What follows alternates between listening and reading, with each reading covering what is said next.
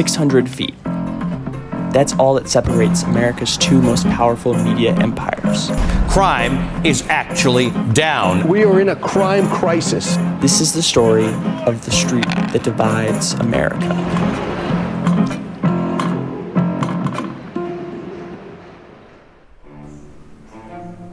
I care about the street for one main reason. My dad. His media diet is probably more diverse than most. He reads print portions of Foreign Affairs, The Economist, The New Yorker, and of course, his childhood sweetheart, The New York Times. So what age do you think you started reading The New York Times? 9. But his day doesn't end there. He scrolls Twitter, devours Substacks, and every night, religiously, alongside my mom, he ends his day with hours of MSNBC. Forget about all the Dominion stuff. You also should probably do it during Rachel Maddow. Which is starting to worry me more than all the Twitter. Because after a whole day of consuming news, he winds down with hours of outrage. You said they were parroting other people's work. Which I think is starting to raise his blood pressure. And you see, I think we're all affected by this street. Whether it's yourself, your parents, your grandparents, we're all downstream from the same media ecosystem. So I'm going to the source. I'm talking to researchers, journalists, and heading to the street itself. Because if journalism is broken and the Fourth Estate fails, things get bad fast. There's a war going on right now in America for attention. In the attention age, in this sort of war of all against all, actually just getting attention matters more than whatever comes after it. And no place captures that war better than the corner of 50th Street and 8th Avenue. On my side of the street, if that's what it is, there's a lot of talk about Fox. Sure. I love the free market. It's certainly been very good to me. Rupert Murdoch planted Fox News here in 1996. Welcome to Fox News Channel. This is Fox News Now, all the news you need in 15 minutes. Right across from NBC. I like to think it was personal. A power move of sorts. This is an American for spying. That same year, NBC launched MSNBC. Primetime News Hour on MSNBC. You can see all the day's stories on your schedule. You can even get into the news by getting on the internet. For a while, it tried to stay neutral, but it failed. Low ratings, layoffs, no identity. Then along came Keith Olbermann. The guy shows up late? Seriously? His anti-Bush commentary drove ratings up and pushed MSNBC to the left. By the 2010s, the lines were very clear.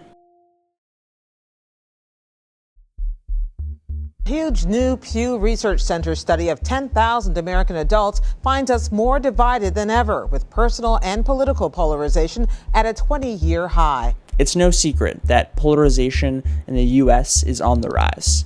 And I recently read an eye-opening article that made me want to dig deeper. So maybe if you first just want to start off and introduce yourself. My name is Homa Hossein Mahdi. I'm assistant professor of data science and computational communication at UCLA.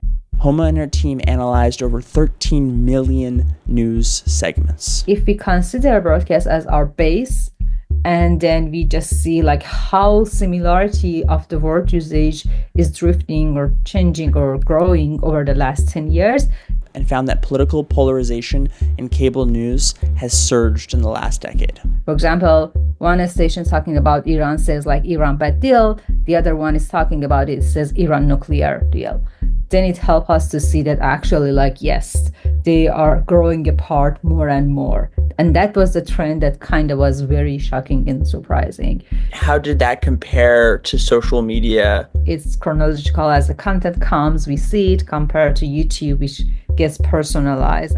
The researchers also found that TV viewers are far more likely to stay locked into partisan news bubbles. We compared the size of echo chambers online and TV, and then here again we were just looking at the sources for our definition. In short, while we often blame social media, it turns out that cable news might be the greater force in America's growing divide. I think that was a very good motivation for the researchers to come back and pay more attention to TV. Homeless research was eye-opening, but like any good journalist, I knew I had to go to the source.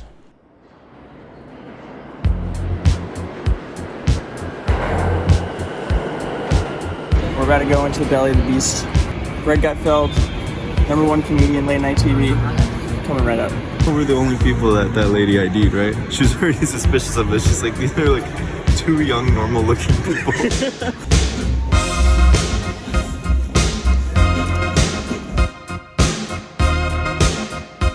Feeling excited. I'm gonna rush this stage. I'm feeling ready to go. Gutfeld Central. Your face is too close to the head.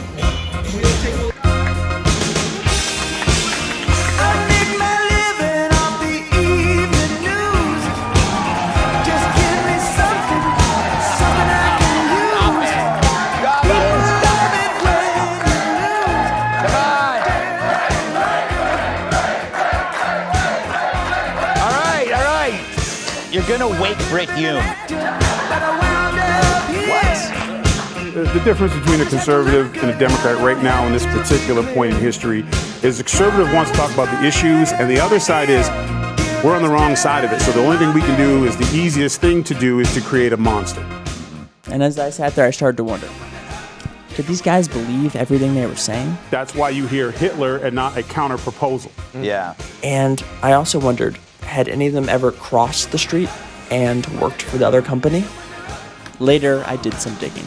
Turns out, some of them had. Laura Ingraham and Tucker Carlson both started MSNBC. Hi, Tucker. Rachel. Nice to see you. Great to see you. Before jumping to Fox. But by the end of the show, I realized to really understand what was going on, I needed to talk to someone who actually watched cable news. Do you think MSNBC increases your blood pressure? No.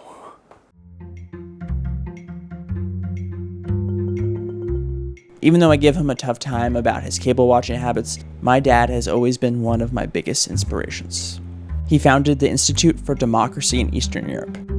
And for nearly a decade, he served as editor-in-chief of Uncaptive Minds, a journal focused on Central and Eastern Europe and the former Soviet Union. What did you learn about, the fragility of the free press during that period? Well, first of all, what we learned was the importance of the free press, right? And that was central to breaking the propaganda machines of the communist regimes.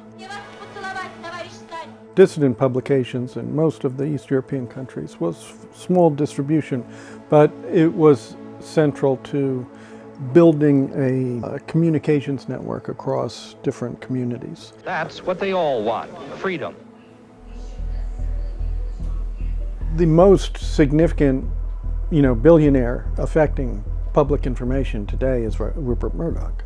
This is the most humble day of my life. So he transformed the cable news industry around propaganda. Fox was accused of knowingly airing conspiracy theories and baseless claims, falsely linking Dominion to a scheme to flip votes. And that has had deleterious effects on other cable news stations, either by trying to be middle ground and having propagandists on both sides, which is, not informative. That's insanity. Paris, why don't you believe that? Or, the MSNBC has been,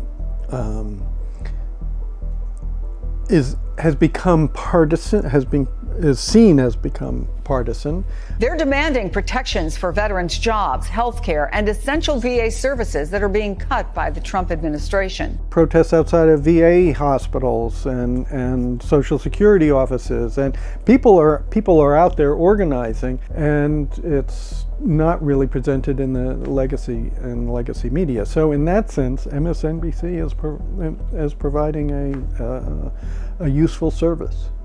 So I would not put it in the same I wouldn't put it in the same category as Fox or as a counterpoint to Fox. So Rachel Maddow, last year, 2024, she did one show a week, right? She did a podcast, a few documentaries. Can you guess how much she got paid? Oh, she got paid I imagine she got paid about $20 million. So, $30 million. Yeah, I'm pretty close, right? Yeah, I mean, how Income inequality and inequality of wealth on such a grand, almost unimaginable scale. Helping out rich people was a theory that we tried. It did not help anybody else except rich people. Rachel Maddow loses some integrity. It loses some trust as a result of that. She can't broaden her audience. She does it in a way that's reaching a particular audience that can pay her salary in the end. Here's a personal question that I'm just curious. Did you know how inspiring Uncaptive Minds was to me? That was a major factor in me pursuing journalism? No, I did not know that. You'd never said that to me. Did you read it? Well, I've seen some of the articles, yeah.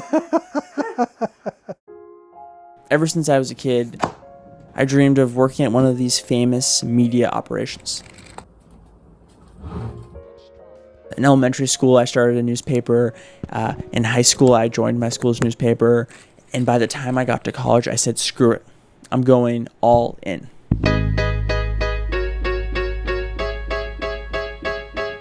So I did what most journalists do. I joined my school's paper. I worked my way up from a contributor to eventually one of the editors of the newspaper. And one of those other editors would become my future wife. I went to every single journalism conference I could go to. I listened to every single journalism podcast. Quality journalism. I cold emailed every single outlet I could think of. And eventually I got an opportunity at a small but mighty outlet called The Counter. I spent more time working for the outlet than I did going to class. I was obsessed with it. It became part of my identity. And it was journalism, and it was I was feeling like one of my heroes. And to all the people who had told me not to go into journalism, it felt so good. It felt so freaking good.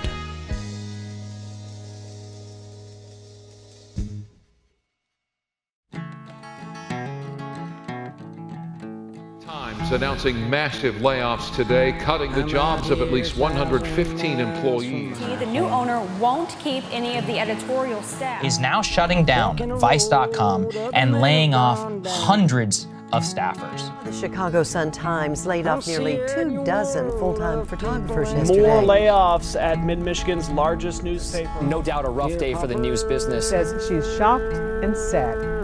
One outlet that I interned at fired its entire video team just a month after I left. Another slashed its Montreal bureau just as I started contributing. Who is killing your local newspaper? Everywhere I turned, the message was clear.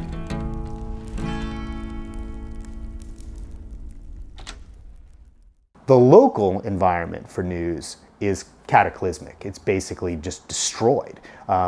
3 or 4 years ago now, I worked for a television show called Patriot Act with Hassan Minhaj, and I ran their news department, and we did an episode on the death of local media, right? And that's 4 years ago, and it has not gotten better, I can assure you. The statistics about what happens when there's a news desert is pretty stark, and what you see is a lot of corruption, a lot of wrongdoing, and there's nobody there to hold anybody accountable. There were 225 counties without a single local paper.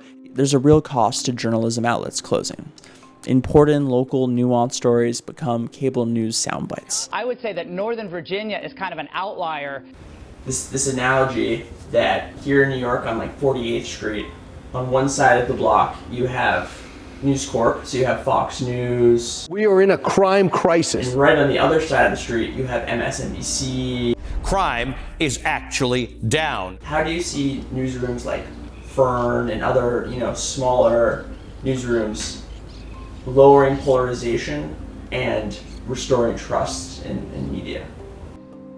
Well, man, that's a tough question. I'd say, first of all, I'm always uncomfortable with the polarization narrative that suggests that Fox News and NBC are the same thing, right? They're not, right?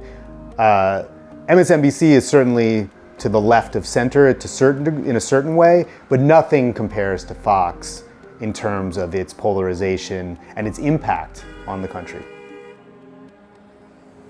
Can that change come from small and medium-sized news organizations?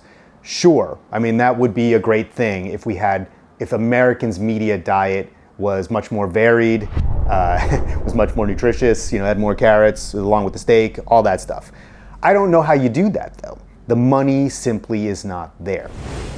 The other question then becomes like, where are people actually consuming their news, right? I think among younger people, there's this sort of primary assumption that they don't care about the news, and it is not true, right?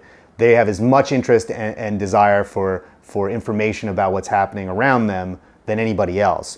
The difference is they're not consuming it in those places that you and I might be doing it. They're not going to Fox News necessarily either. Half of all Gen Z teenagers say that they get their news mainly from social media. The challenge is for media organizations of all sizes to figure out what the new consumption patterns are. So I'm partnering with the Food and Environment Reporting Network, also known as FERN, and how they can be financially stable while maintaining their standards. I used to work for Men's Journal magazine.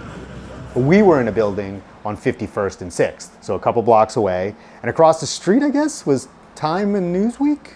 There were a bunch of media organizations all around that area in nice, fancy office buildings. And, there was a whole sense that you were a part of a big and powerful thing. Most of that is wiped away, right? So if you're going to talk about 48th and 6th as an important place, take a little bit of a wider lens. Ted was right. Maybe I'd been too focused on just one block.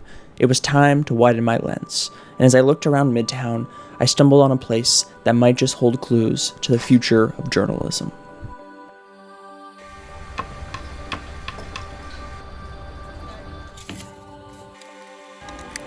Today is the day I'm going to go meet Professor Makovsky, who is the Dean of Craig Newmark School of Journalism. And she's also a contributing writer at The New Yorker. But I gotta get going, or I'm gonna be late, so let's do it.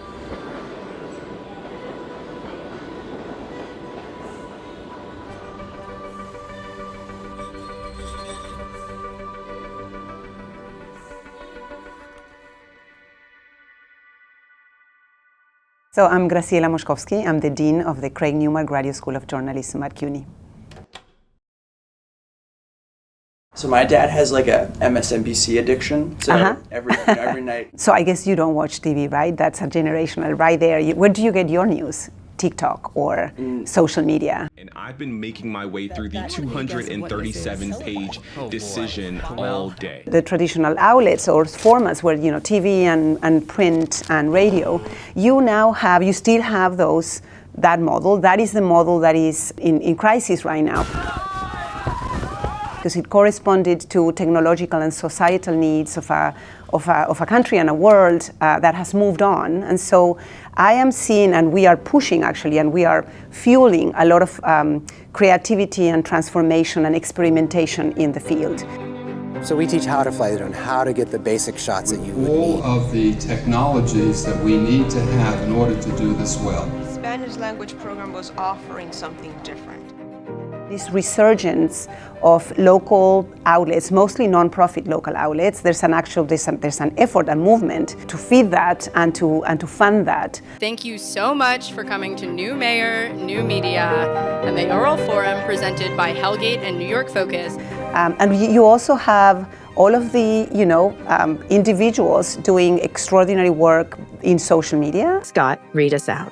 Today's show is and in these new platforms like Substack or Beehive, or that are also reaching out, individuals who are reaching out to audiences and are developing trust.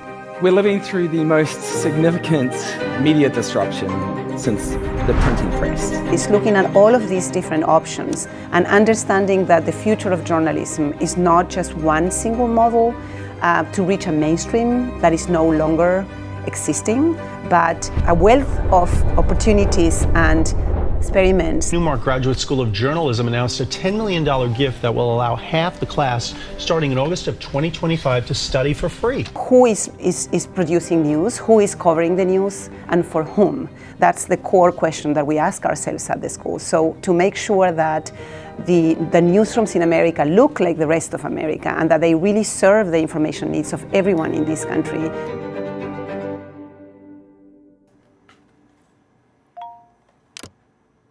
You've been on the front lines of this fight for a long time, for championing investigative journalism in society and making sure that we have a healthy ecosystem. And so we're in the middle of a seismic shift in how people consume their news. And that path forward is anything but certain. If one of your kids came to you and they said, Dad, I want to be a journalist, what would you say to them? I'd want to know why, right? What makes you want to be a journalist?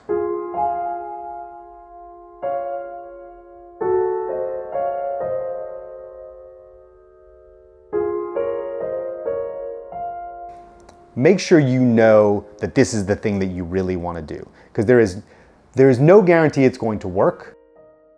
A pathway was college, internship, go work for the Dubuque Beagle, then you go work for the Spokane Record, and then if you're lucky and you're good, you end up at the Washington Post. That pathway doesn't make any sense anymore. You will starve to death, right? So be sure you know what you want to do. More than one way to make journalism. I think that's probably a good idea too. And then I would say, don't be a journalist. Who's going to take care of me when I'm old if you're a journalist? What would you tell a young journalist today? Oh, that's a good question. Create forms, pursue forms of journalism that get information out to the public that's essential to preserving the world and preserving democracy at the same time. And it seems podcasting is a way to do that. Documentary filmmaking is a way to do that. YouTube channels are a way to do that. Start at the local level, maybe, but don't ignore, the broader stories.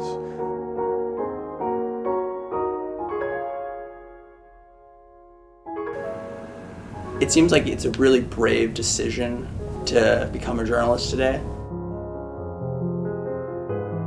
This is a profession or a field of service. This is about serving our society.